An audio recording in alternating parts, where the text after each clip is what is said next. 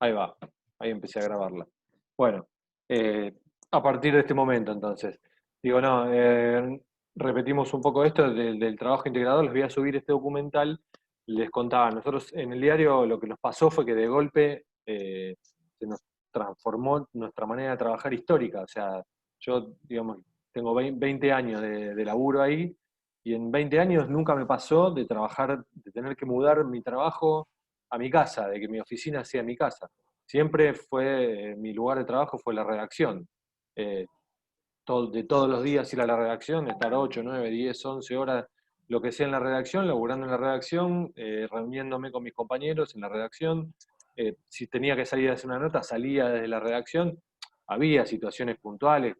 El escenario de trabajo cambia, ponerle cuando haces un viaje, cuando haces una cobertura afuera, o algún día pasa que para no volver a la redacción y con esto de la conectividad, volver a tu casa y escribir desde tu casa, eso pasa y con Internet y con la tecnología pasa cada vez más. Digo, impensado hace 20 años que pasara, porque digo, uno o 20 o 30 años un tipo iba a cubrir un partido de fútbol y pasaba por teléfono. ¿Sí? Llamaba por teléfono y había otro en la redacción que tomaba la información, pero era por teléfono, básicamente. Hoy, digo, yo me puedo llevar una laptop a la cancha y escribir, o puedo escribir en el celular. Digo, eso ya avanzó. Pero de todas maneras, nosotros seguimos teniendo una situación presencial, o seguíamos teniendo una situación presencial de trabajo en el diario, ¿no? Entonces, de golpe, un día nos dijeron, bueno, muchachos, a casa, a laburar en casa. Y a laburar es toda esa cantidad de horas o más horas en casa, con todo lo que implica esa transformación de organización y cómo tuvimos que cambiar la organización eh, familiar, laboral, buscar un lugar. Bueno, Un rincón, ¿cómo? un rincón, buscar un Sí, rincón. y totalmente, digo, pues yo vivo en mi familia, somos 5, o sea, yo tengo 3 hijos, mi mujer, el perro, o sea, no estamos acostumbrados ya a trabajar en casa o a estar en casa tanto tiempo todos juntos. Digo, bueno, yo les voy a subir ese video en la plataforma para que ustedes lo miren y que bueno, que tengan, ese puede ser una especie de idea o disparador de lo que queremos lograr con este trabajo integrador final. Para el cual, bueno, la idea va a ser esa, buscar testimonios, hacer alguna entrevista, pedirle, no sé, se me ocurre, eh, la idea es centrarlo y contar, digamos, cómo nos cambió, cómo nos transformó, cómo nos afectó como comunidad educativa y desde ahí cómo afectó a la comunidad que nos rodea, a nuestras familias. eh, por eso vamos a tener que buscar datos duros de lo que fue la pandemia en general, y buscar historias, testimonios que pueden ser, porque también cambiamos la manera de laburar, no sé, cuando al principio había un aislamiento y medio de desconocimiento, hacíamos entrevistas y de hecho las seguimos haciendo por Zoom, o por Google Meets, o por WhatsApp web, o lo que sea. O sea, digo, esas herramientas son herramientas de las que ustedes también pueden valerse hoy para ir generando material y juntando información y testimonios. Pensábamos, por ejemplo, con la parte histórica, digo, de buscar información que esté relacionada con histórica con otras pandemias que han ocurrido o que le han pasado o que han afectado a la humanidad. La última fue la de la gripe A, que fue hace no tanto tiempo, fue en el 2009, obviamente que no tuvo ni por asombro las dimensiones que está teniendo esta, las restricciones fueron mucho más chicas, el periodo de restricción de clases fue solamente de 2 semanas, alguno capaz que se acuerda, o alguien se lo contó, pero bueno. Entonces un poco la idea es eso, eh, ir pensando, ir delineando, después digamos, vamos a hacer una cosa más escrita y más clara y más proyectada, pero la idea es ir pensando y delineando en cómo vamos a darle forma a ese trabajo integrador, que al mismo tiempo que va a ser un trabajo integrador, va a quedar como un testimonio, ¿no?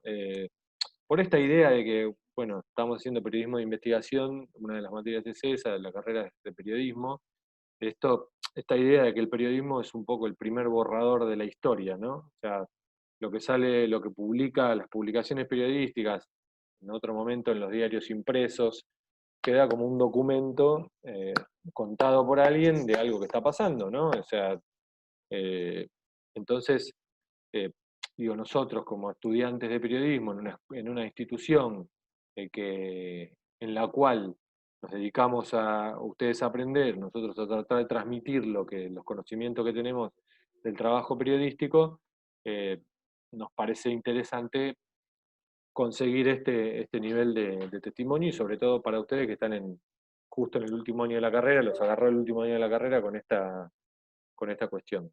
¿Me van siguiendo más o menos por dónde va a venir la cosa? Sí, sí.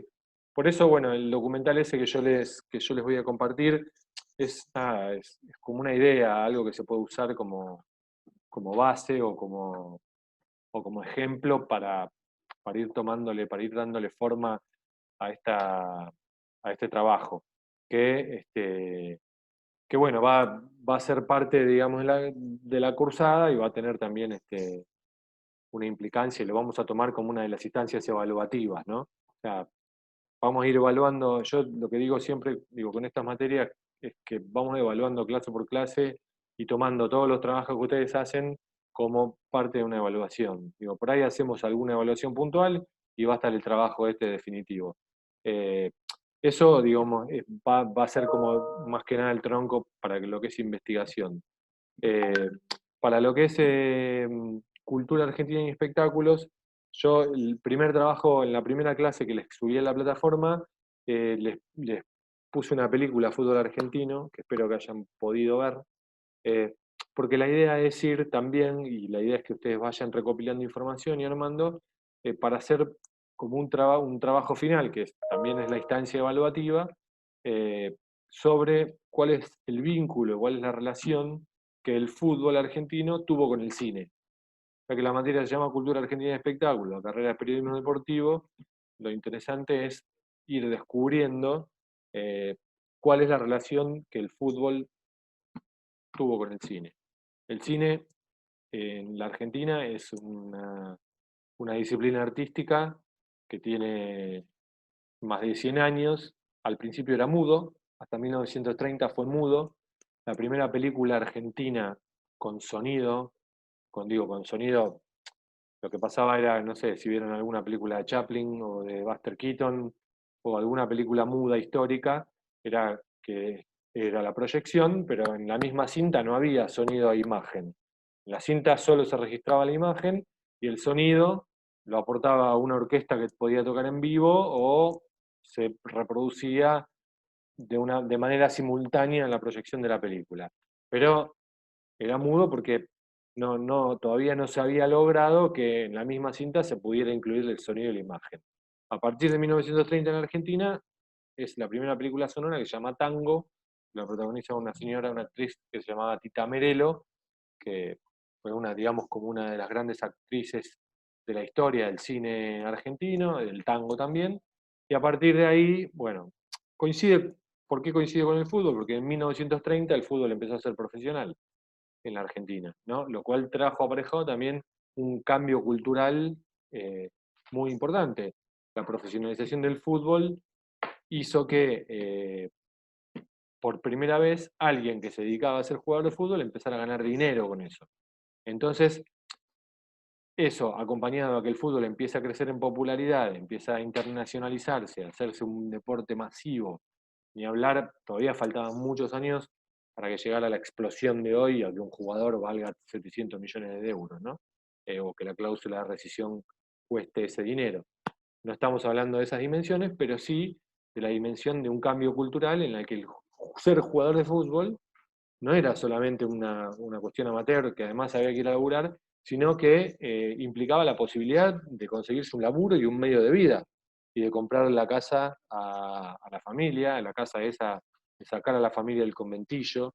Bueno, cuando empecemos a explorar el recorrido que va haciendo el cine contando la evolución del fútbol, van a empezar a aparecer todas esas cosas. Entonces la idea es que ustedes vayan viendo a medida que fueron pasando las décadas, cómo el cine va reflejando el fútbol y cómo el fútbol refleja toda la evolución de lo que es la cultura argentina, ¿sí? Y la cultura de la porteñidad y la cultura alrededor que se va desarrollando alrededor del fútbol, ¿no? Del jugador de fútbol este que sale del conventillo, que juega del equipo de fútbol creado por los compañeros de una fábrica o de una empresa o de un negocio, como surgieron muchos de los equipos de fútbol, a esto de la posibilidad de ir a probarse un club, de tener condiciones, de convertirse en profesional y de que eso te lleve a tener una vida mejor, a un ascenso de clases y en el medio, digamos, de cómo el fútbol va compartiendo ciertos cambios culturales y cómo la cultura se va volviendo parte del fútbol y el fútbol es parte de la cultura, ¿no? O sea, es indudable que el fútbol es parte, no sé, imagino que ustedes, la mayoría son futboleros o les gusta el fútbol, ¿no? Eh, entonces, digo, el fútbol no son solamente 11 contra 11 que juegan los fines de semana y, y demás, ¿no? Es un montón de otras cosas, incluso a nivel del impacto mediático, ¿no? Y, digo, se ve también cómo el desarrollo y la tecnología de los medios de comunicación hicieron del fútbol un negocio millonario, multimillonario. Digo, hasta los 80 era una cosa, y después de los 80 con la globalización, con la aparición de la tecnología, el streaming, internet, eh, el- la posibilidad de ver partidos en vivo de todo el mundo en cualquier momento y en cualquier lugar, bueno, eso le da todavía una masividad aún mayor y empiezan a jugar también un montón de cuestiones de poderío económico, ¿no? Eh, si bien esto existía y se venía produciendo, digamos, aparte de los 90 para acá, con la explosión de la tecnología, de la televisión, ese es mi perro, y todas las posibilidades que eso implica, digamos, vuelven al fútbol un negocio, pero hiper multimillonario y en el cual las recaudaciones son de miles y miles de millones de dólares, ¿no? Y por eso se vuelve algo tan codiciado y algo alrededor de lo cual el poder se moviliza y todo eso. Entonces, nada, el trabajo este para cultura tiene que ver con eso, con que vayamos, mientras vamos a ir desarrollando el programa, también, digamos, le vamos a encontrar como ese tronco, que nada, que yo les voy a ir proponiendo distintos trabajos. La idea es que la dinámica siga siendo como más o menos fueron estas, las dos primeras clases que ya están cargadas en la plataforma, que tienen que ver con esto, con que yo les proponga algún tipo de material teórico con algún material audiovisual que, no sé, ¿pudieron ver la película Spotlight, por ejemplo? La que les cargué la semana pasada. Sí. ¿Ah? Sí, ¿La película está cargada? ¿Se ve la película en la plataforma? Sí, sí, sí. No sabía. sí. No, yo ya la vi, pero hace un año la vi, no la volví a ver. La Bueno, busqué, no está ni en Netflix ni en Prime, pero bueno. no, está en YouTube. Yo la saqué de YouTube. YouTube. Sí. Bien.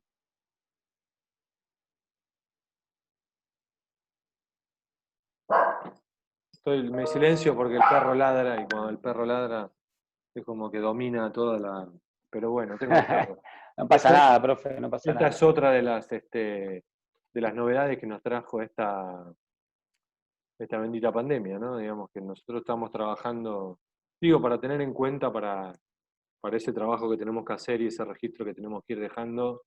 Digo, esto también es parte de la nueva realidad o de la nueva normalidad esta, que es trabajar en nuestras casas, con los ruidos que hay en nuestras casas, con las Bueno, imágenes que hay en nuestras casas. mi mujer también es profesora de inglés, ¿viste? Sí, Y ella se hizo ahí como una mini oficina en el comedor. Imagínate cada vez que ella está dando clase y yo tengo también 3, 4 chicos, tenemos que estar todos murmurando, ¿viste? No se puede. Y los chicos están haciendo la tarea a la misma hora que ella, por ejemplo, está dando clase. Esto es una adaptación terrible. bueno, nada, la idea es eso, dar cuenta de todo eso. Digo, de cómo se vivió todo eso, cómo, digo, hay familias que han estado atravesadas por algún caso de contagio y por una situación de aislamiento también, la angustia que todas esas cuestiones generan. Digo, empezar a buscar y a pensar y tener el radar de cómo podemos ir reconstruyendo eh, historias y testimonios que nos sirvan para después darle un marco y darle una posibilidad y un cierre a este trabajo integrador que tenemos que hacer. por eso. Lo que les decía era esto de que traten de ir avanzando con las consignas que yo les voy proponiendo, así yo se las puedo corregir, les puedo ir haciendo devoluciones y no se atrasan tanto. Eh, la idea es esta, digamos, que la dinámica sea de esa forma. Yo les armo los teóricos o las propuestas para hacer y que ustedes las vayan completando. Es muy bueno y que hagamos cada 3 o 4 semanas un encuentro de este tipo. Igualmente, nada, está el canal abierto de WhatsApp. Por ahí me hacen las consultas que crean necesarias y que necesiten hacerme con respecto a los trabajos o a lo que sea. Y después, bueno, nada, hacemos uno de estos encuentros. Pero yo prefiero que utilicen el tiempo este. Nosotros tendríamos que tener, en una época normal, el viernes sería completo, lo tendrían solamente conmigo. De 6 de la tarde a 10:15, y 2 horas, 1 hora de cada materia sería virtual, digamos que con la actividad que tienen las ambas materias siempre, o sea, como siempre hay para ver una película, para investigar algo, para acceder a algún material. A mí me gusta trabajar mucho con este tipo, hay un montón de materiales, incluso vinculado con el deporte. No es el caso de Spotlight, no es un caso que tenga que ver con el deporte, pero me parece una buena manera de ver cómo se hace una investigación periodística. Digo, ahí en la consigna del trabajo, la idea es que ustedes reconstruyan un poco cómo se hace esto. Yo les ponía el ejemplo de Todos los hombres del presidente, que es otra película que si tienen eh, chances y ganas de verla, también la pueden ver. Es una película que no sé si están al tanto ustedes del caso Watergate. ¿Les suena? ¿Sí? Sí. El caso Watergate el Watergate es el edificio de las aguas, digamos, donde estaba la sede del Partido Demócrata en los Estados Unidos, y empezó a circular un rumor de que el Partido Republicano, que es el partido opositor, digamos, en Estados Unidos están los demócratas y los republicanos, que son los dos partidos mayoritarios y los que se van alternando en el gobierno. Hoy gobierna Donald Trump, que es republicano. Antes de Donald Trump gobernó 2 periodos Barack Obama, que es demócrata. Y así a lo largo de la historia. Antes de Obama estuvo George Bush Jr., que era republicano. Antes estuvo el padre, que también era republicano. Bill Clinton en el medio, que era demócrata. Bueno, y así. En ese caso, en la década del 70, Richard Nixon, que era republicano, era presidente. Había elecciones para renovar el mandato y empezó a circular un rumor de que había un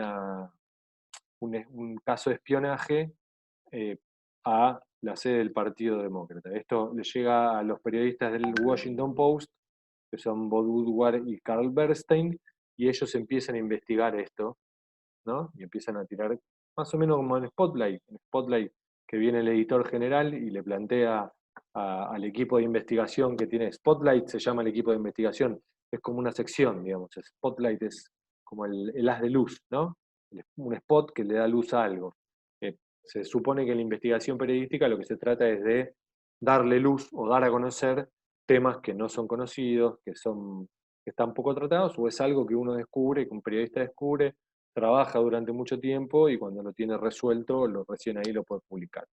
En el caso de Watergate, estos dos periodistas empiezan a trabajar, es el caso en ese caso es una de las fuentes periodísticas más famosas de la historia, que ¿se acuerdan? ¿Alguno sabe? ¿Cómo se llama la principal fuente de información que tienen estos dos tipos? ¿No? Garganta Profunda. No. Tiene un nombre un poco polémico, ¿no? Para decirlo de alguna manera suave. Bueno, se llama así, se llama Garganta Profunda. Garganta Profunda porque es un tipo que habla, no por la connotación por otro tipo de connotación que ustedes seguramente están pensando, pero sí coincide con esa connotación que ustedes están pensando, porque en ese momento, en la década del 70, había una película pornográfica muy famosa que se llamaba Garganta Profunda. ¿Sí? Que era muy famosa, que se hizo, es como una película de culto. Cuando se habla de películas de culto, son como una película icónica en lo que es la industria de la pornografía, el cine pornográfico, que en esos momentos tampoco era Eh, Digo, no había internet, piensen eso. Ustedes creo que no se imaginan el mundo sin internet, pero hubo un mundo sin internet y un mundo en el que ese tipo de contenidos que ahora se consumen por internet, antes no había internet, entonces había como, empezaba a haber como un cierto mercado. Bueno, esta película, Garganta Profunda, que tenía una actriz que se llamaba Linda Lovelace, se han hecho documentales, historias, que fue una mujer que tuvo una vida bastante complicada, que terminó muy mal. Bueno, se llamaba Garganta Profunda porque había toda una cuestión médica y demás, y qué sé yo, que tenía que ver con que su capacidad de disfrute sexual estaba en la garganta y no en donde habitualmente está en las mujeres, que es en la vagina. Entonces, eso había, bueno, la trama de la película, a este tipo, como tenía mucha información y hablaba mucho, le ponen Garganta Profunda. Garganta Profunda se murió hace 4 o 5 años. Y recién ahí, recién en ese momento, se supo quién era. Después, si tienen tiempo y son curiosos, búsquenlo, googleenlo. Recién ahí se supo. O sea, estos dos periodistas que todavía están vivos, los dos periodistas del Washington Post, esto fue en el año 72, 73, hasta hace 3 o 4 años jamás divulgaron, jamás revelaron cuál había sido su fuente de información y nunca nadie había sabido hasta el momento de que esta persona se murió, porque ellos así lo acordaron con él, eh, que iban a divulgar su identidad. Y digo, esto como ejemplo de cuando hablamos de fuentes, que ahí en el trabajo de Spotlight yo les pregunto que identifiquen las fuentes, lo que son las fuentes, ¿no? La fuente de información por un periodista, sí. ¿Qué era el chabón este? ¿Qué era? Era un tipo que trabajaba, que era un militar que trabajaba en inteligencia del ejército, creo, si no recuerdo mal. ¿Sí? Que tenía O acceso sea, a era un cierta militar. información y tenía mucha información y él era la fuente principal de estos dos tipos. En la película, la película es de la década del 70 también, la película se llama Todos los hombres del presidente, la protagonizan Robert Redford y Dustin Hoffman. En la película, la recreación de los encuentros con este tipo son en un sótano, en un estacionamiento de noche, todo está muy cinematografiado y tiene una... A veces, digamos, hay periodistas que se encuentran con una fuente en un bar, a tomar un café, ¿sí? Y el tipo les cuenta obviamente que después que la fuente te cuenta algo, digo, lo que hace el periodista es ir a chequear esa información, no la publica. Yo porque venga uno y me diga este, que el presidente es corrupto, no voy a publicar el presidente es corrupto. ¿Me explico? Entonces, digo, lo que siempre hay que hacer es un trabajo de chequear la información. Si vieron Spotlight, ellos tienen una punta, que es que, digamos, tienen una sospecha de que hay por al menos un caso de un cura pedófilo que para encubrir el caso de pedofilia es trasladado de diócesis. Y entonces empiezan por eso, cuando empiezan a tirar del ovillo y empieza a venir la lana, ellos dicen, pero mira, acá hay otro que pasó lo mismo, y otro que pasó lo mismo, y otra denuncia. Entonces empiezan a hablar con una fuente. Una fuente puede ser el abogado, otra fuente puede ser alguna víctima de esta situación, otra fuente puede ser la diócesis, otra fuente puede ser alguien que trabaje para la iglesia. Que hay una escena que hay uno que anota o chequea los nombres. Bueno, acá en Todos los hombres del presidente la fuente era este hombre y los periodistas buscaban la forma de chequear la información a medida que iban encontrando más información. ¿Sí? Entonces, digo, pero esto está bueno para ver esta cuestión de la fuente, de cuál es la importancia que tiene una fuente, sobre todo en una investigación periodística, y cómo un periodista debe tratar. La fuente es confidencial. Hay un artículo del 14 bis de la Constitución Nacional que habla de derechos y obligaciones y que está tipificado ahí que el periodista tiene derecho a no revelar su fuente de información, aunque sea en un juicio. Como si yo publico una información, voy a un juicio porque el damnificado por esa información que yo publiqué me acusa de calumnias o injurias, o me dice que la información es falsa, a mí no me puede obligar un juez a decir, a mí la información me la dio el rifle. ¿Sí? No, porque yo la fuente tengo el derecho de preservarla. Lo que sí yo tengo que hacer es lo que me dice una fuente, tratar de documentarlo y probarlo. Entonces al juicio voy con las pruebas. Yo digo, bueno, sí, yo publiqué esto basado en esta es prueba, en este testimonio, de lo que yo puedo. Pero, ¿y quién es tu fuente? Hay otra película que están dando en cable ahora, que creo que el título en castellano es Los oscuros secretos del Pentágono o algo así. Creo que se llama The Post, Los oscuros secretos del Pentágono. El título en inglés me parece que es The Post, que es una historia también sobre el Washington Post, que es el mismo diario de Watergate, en la que se cuenta cómo un equipo de periodistas del Washington Post trabaja sobre unos documentos clasificados que tenía el Pentágono oculto sobre la guerra de Vietnam y sobre ciertas acciones y sobre ciertas cuestiones que se ocultaron a la población durante la guerra de Vietnam. ¿Sí? Entonces, de alguna parte de estos documentos accede el New York Times, que es la competencia, digamos, en Estados Unidos los grandes diarios son el New York Times y el Washington Post. El New York Times accede a esta información y después el Post la trabaja. Y el Post consigue toda la documentación completa. Y cuenta cómo empiezan a trabajar con eso y cuentan un obstáculo, que ¿cuál es? El gobierno de los Estados Unidos. El gobierno de los Estados Unidos le hace una denuncia a los diarios diciendo que revelar esos secretos es una cuestión que pone en peligro a la seguridad nacional. Entonces trata de impugnar esas publicaciones y esa revelación aduciendo esta situación. Por eso cuando ustedes hacían el trabajo de Spotlight les decía, bueno, y a medida que vayamos hablando de las investigaciones, en toda investigación y en todo laburo periodístico aparecen factores limitantes. En este caso el Estado, el gobierno de los Estados Unidos, o la Iglesia, que no quiere que se sepa que tiene un montón de curas pedófilos, por ejemplo. ¿Sí? En el caso del Pentágono, el mismo gobierno de los Estados Unidos.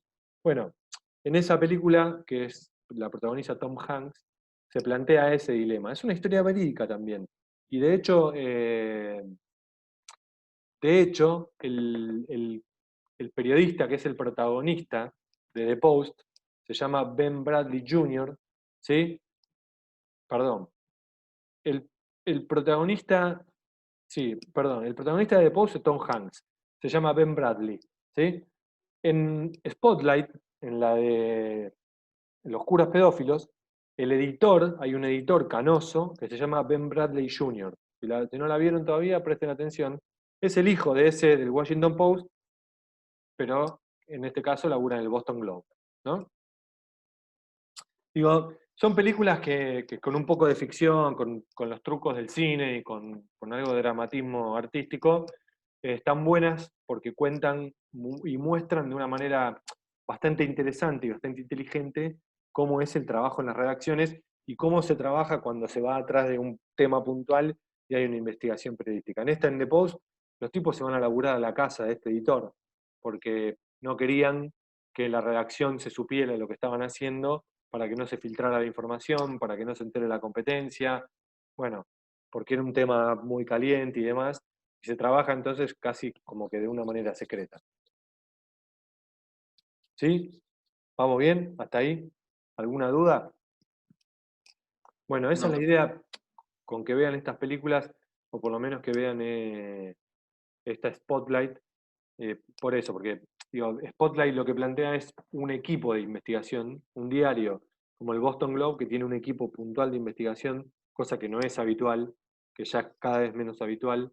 En los diarios de la Argentina ni hablar, hay periodistas que se dedican más a investigación, pero no ya un equipo que pueda laburar 4 meses sin publicar una nota. De hecho, en Spotlight hay un factor que es limitante, que es ¿cuál? ¿Qué pasa? El 11 de septiembre del 2001. Se caen las Torres Gemelas. No se caen, las tiran, las chocan con aviones y se caen. Y ellos están en el medio de la investigación, el equipo de Spotlight, y si ven la película o la vieron, van a ver que tienen que cortar la investigación porque aparece un tema de coyuntura, como es un atentado terrorista en el corazón de Nueva York, que hace que todos los recursos de la redacción se desvíen. Nos está pasando a nosotros ahora. Nosotros en plena pandemia tuvimos que desviar un montón de recursos de periodistas, de deportes, de espectáculos, que empezaron a trabajar con nosotros en sociedad, porque lo que necesitábamos era manos y generar contenidos relacionados con el coronavirus. Ahora que no estamos mejor, que la pandemia sigue a full, que el momento es malo, pero la demanda de contenido de publicación de la pandemia decreció, porque se lee menos, porque la gente está saturada. Entonces, bueno, fueron volviendo. Pero en The Post pasa eso, caen las Torres Gemelas y necesitan a todos los recursos que tienen, a todos los brazos que tienen, laburando en el tema de coyuntura, que es el que se dedica la mayor parte del tiempo, el que se lleva la mayor parte del espacio. Entonces sucede esto, ¿sí? Digo, muestra eso, digo, yo la elijo esa película porque me parece que muestra un poco todo, cómo es la dinámica de un diario, cómo un diario como el Boston Globe, que está enfrente del colegio católico en donde se producen los abusos, y tiene muchos de sus periodistas son ex alumnos de ese colegio, y es una ciudad, Boston es una ciudad grande, pero es una ciudad, digo, bastante cerrada en cuanto a su comunidad, en donde, digamos, la vida cotidiana, donde mucha gente nace, se cría, se educa y trabaja en la misma ciudad. eh, entonces, digo, pasa todo eso y eso obra como factor limitante. Entonces, la idea es que vayan viendo y empezamos a analizar un poco, un poco todo ese tipo de cosas, ¿sí? Y en Cultura Argentina de Espectáculos, bueno, les decía esto de que, nada, vamos a ir desarrollando también esta cuestión del fútbol. Yo el otro día lo que les propuse era un trabajo de la radio, porque justo se cumplían 100 años de la radio, y la radio es parte de la cultura. Digo, no sé si vieron el video ese que les subí y lo escucharon, y pudieron investigar un poco y trabajar un poco en las consignas que les di. Pero bueno, vamos a ir avanzando así, nos vamos a ir moviendo por determinadas cuestiones que tienen que ver con el desarrollo de la cultura, de las distintas manifestaciones culturales, los movimientos artísticos. Bueno, empezamos con la radio, el cine, ya tenían la película Fútbol Argentino, y la idea es que vayan metiéndose. Esa película les puede servir de guía, véanla, hagan el trabajo, y fíjense que esta película está organizada, la investigación que se hizo para hacer esa película, que por eso comparte las dos materias, está organizada por décadas y va contando cómo aparece, cómo es la evolución del fútbol de acuerdo con las décadas, y va haciendo como un paralelismo y con los cambios culturales que se van produciendo en cada década y cómo esos cambios impactan en el fútbol y cómo el fútbol impacta en esos cambios. Entonces por eso también me pareció que estaba bueno arrancar con eso para que vean y para que ahí tienen una especie de hilo conductor. ¿Sí? ¿Está? Por eso, digo, empiecen a buscar, la idea es que empiecen a buscar y que yo ahora en un rato les subo a la plataforma en Cultura Argentina de Espectáculo, además de subirle esta clase, les subo un par de tips para que ya empiecen a tener algo escrito sobre ese trabajo puntual, y sobre el otro trabajo, la investigación, que es más largo, digo, todavía falta terminar de delimitarlo, pero vayan pensando en estas cuestiones que hablamos, ¿sí? Y bueno, y traten de avanzar. Yo esta semana no les voy a sumar una nueva entrega para darles un poco de aire, pero lo que sí traten de hacer es no perder mucho tiempo y avanzar con las consignas, y así me las cargan en la plataforma y yo las puedo ir empezando a ver, les puedo empezar a hacer devoluciones y avanzamos y no nos amontonamos y no se acumulan cosas. ¿Alguna duda? ¿Pregunta? ¿Algo que quieran decirme? No. ¿Todo en orden? Sí, Sí, todo en orden, todo en orden. Si puedes, suba el videito ese que dijo que hicieron en Clarín. Sí, ahora, Si ahora podés. yo terminamos esto y les armo en la plataforma un nuevo espacio con todas estas cuestiones para que bueno, vayan viendo y empecemos a tener en cuenta estas situaciones para empezar a trabajar. ¿Sí? ¿Ok? Buenísimo. Top. Cualquier cosa me escriben y bueno, avancen en serio, avancen con los trabajos y nos reencontramos la semana que viene. Espero ver los trabajos cargados, no se olviden, no se cuelguen. Dale, Dale, abrazo. dale, profe, Chao. abrazo. Profe. Hasta luego. Chau, abrazo. chau. Chau. Buen fin de... Igualmente. Fin de...